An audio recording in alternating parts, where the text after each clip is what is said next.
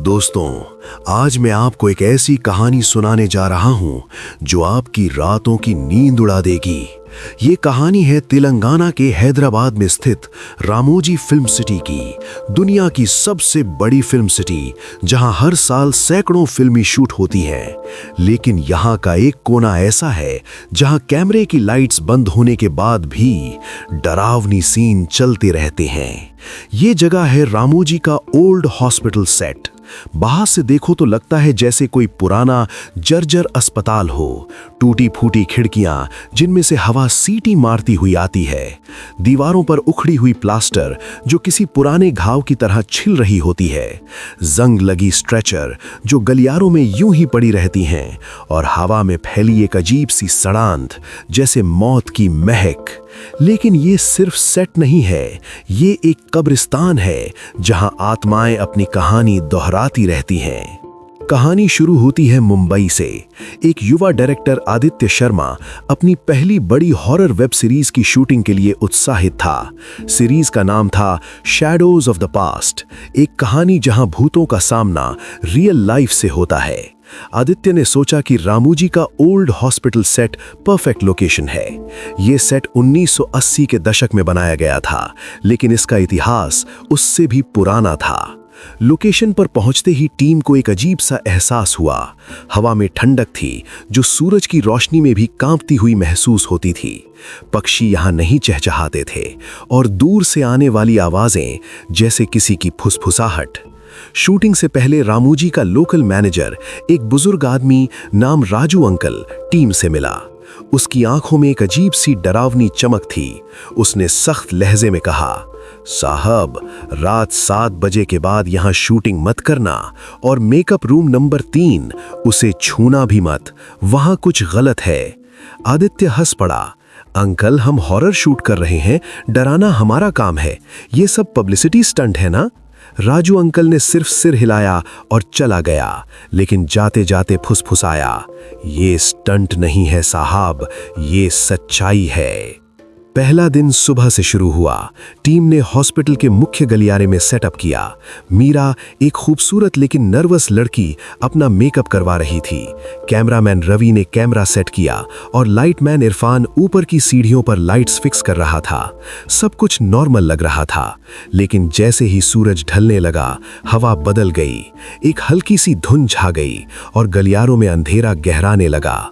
शाम 6 बजे शूट शुरू हुआ। आदित्य ने एक्शन बोला और मीरा ने अपना डायलॉग डिलीवर किया, ये जगह मुझे डर लग रहा है। तभी अचानक एक चीख गूंजी। इरफान ऊपर से गिर पड़ा, सीढ़ियों से लुढ़कता हुआ नीचे आया। उसकी बाजू टूट गई थी और चेहरा सफेद पड़ गया था। टीम भागकर उसके पास पहुंची। क्या हुआ इरफान?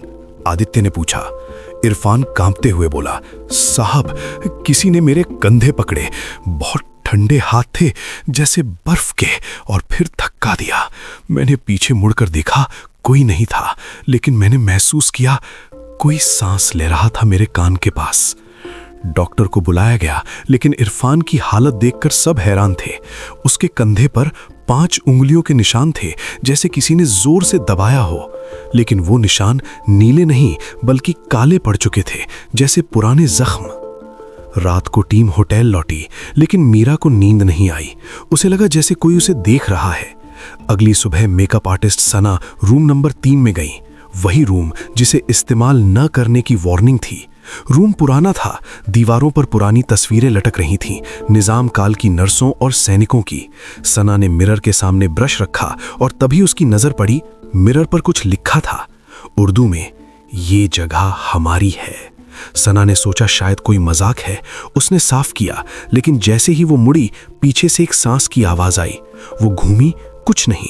कुछ घंटों बाद जब वो दोबारा आई, वही लाइन फिर से उभर आई, इस बार लाल रंग में, जैसे खून से लिखी हो, और मिरर के नीचे एक पुरानी सुई पड़ी थी, जंग लगी हुई।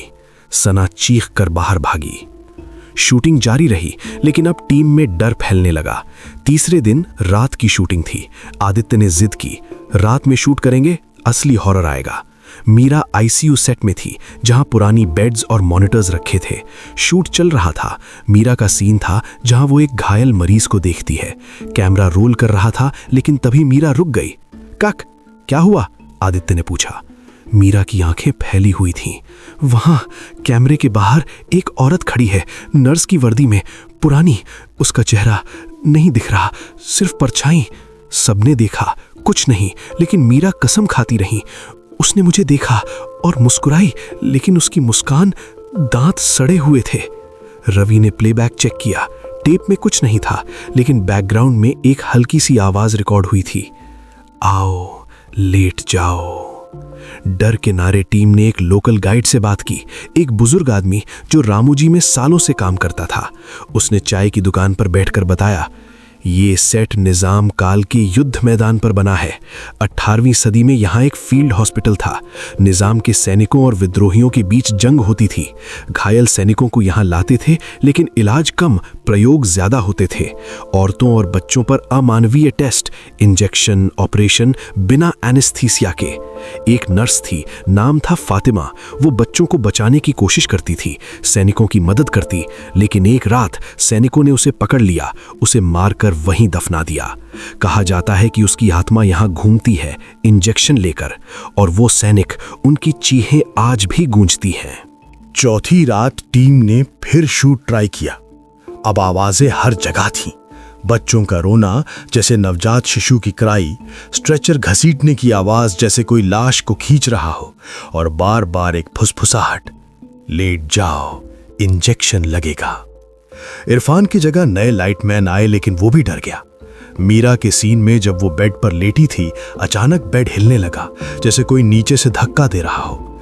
मीरा चीखी और तभी लाइट्स फ्लिकर करने लगी। कैमरा ऑफ हो गया। आदित्य ने चेक किया, बैटरी फुल थी, लेकिन टेप में एक एक्स्ट्रा फिगर दिखा। एक नर्स हाथ में सुई लिए मीरा की तरफ झुकी हुई। क्लाइमैक्स आया 5वीं रात। आदित्य अकेला आईसीयू में गया जांच करने।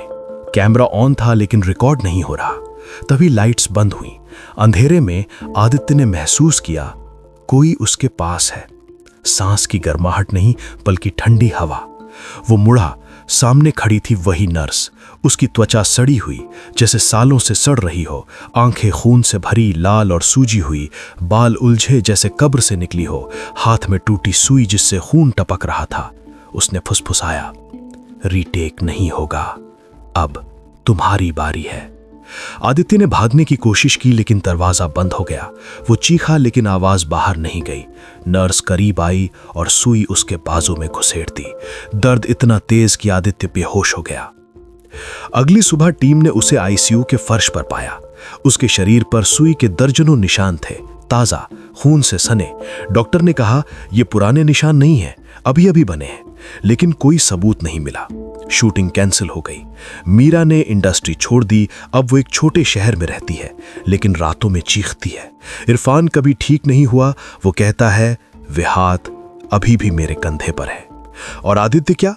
वो अब स्क्रिप्ट्स लिखता है, लेकिन हर स्क्रिप्ट में एक नर्स आ जाती है जो वो नहीं लिखता। दोस्तों, आज भी रामोजी का ओल्ड हॉस्पिटल सेट बंद है। अगर कोई रात 12 बजे वहां कैमरा ऑन करे तो स्क्रीन पर जिंदा लोगों से ज्यादा मरे हुए नजर आते हैं। उनकी आंखें कैमरे में घूरती हैं, जैसे कह रही हों, ये जगह हमारी है। क्या ये सच है या सिर्फ अफवाह? लेकिन अगर आप कभी रामोजी जाएं तो रूम 3 से दूर रहना, वरना इंजेक्शन लगेगा। अगर ये कहानी आपको पसंद आई तो लाइक, शेयर और सब्सक्राइब जरूर करें। रात को अकेले मत सुनना, आत्माएं सुन रही होंगी।